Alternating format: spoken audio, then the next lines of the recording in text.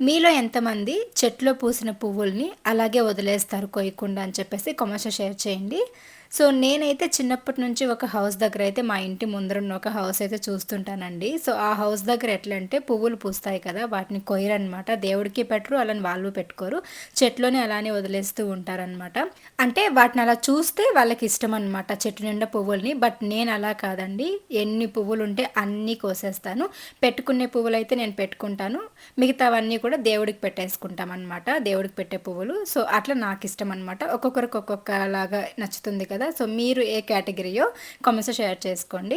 And ఇంకా అమ్మ వాళ్ళ ఇంటి దగ్గర గార్డెన్ అయితే చాలా బావుంటది. ఇంతకుముందు ఇంకా బావుండేది లోపల. బట్ ఇటుపక్క బయట ప్లేస్‌లో నాటినవైతే ఇప్పుడు బాగా గ్రోత్ అయ్యాయి. ఇంక ఈ మధ్య వర్షాలు కూడా బాగా పడుతున్నాయి కదా! నాకైతే డైలీ మార్నింగ్ లేవగానే ఒక గిన్నె కానీ, ఒక బుట్ట కానీ తీసుకొని అందులోకి పూసిన పువ్వులన్నీ కూడా కోసుకొని తీసుకెళ్ళాలంటే చాలా ఇష్టం. ఇదైతే సన్నమల్లెల చెట్టు. సన్నజాజి చెట్టు చిన్న గేటు దగ్గరుంది. అంటే సన్నమల్లెలు అంటారు కదా! అవి. అలాగే ముద్ద మందారాల్లో కూడా 4, 5 రకాలున్నాయన్నమాట. ఇక్కడ చూపిస్తున్నవన్నీ కూడాను. సో, చాలా మంది అమ్మ వాళ్ళ ఇంటి దగ్గర వచ్చి ఈ పువ్వులు కోసుకొని వెళ్తూ ఉంటారనమాట దేవుడికి పెట్టడం కోసం. ఇంకా ఈ ఫ్లవర్స్‌ని ఏమంటారో నాకైతే గుర్తు రావట్లేదు. కామెంట్స్‌లో షేర్ చేయండి మీకు తెలిస్తే. వీడియో నచ్చితే లైక్ చేయండి. Bye bye.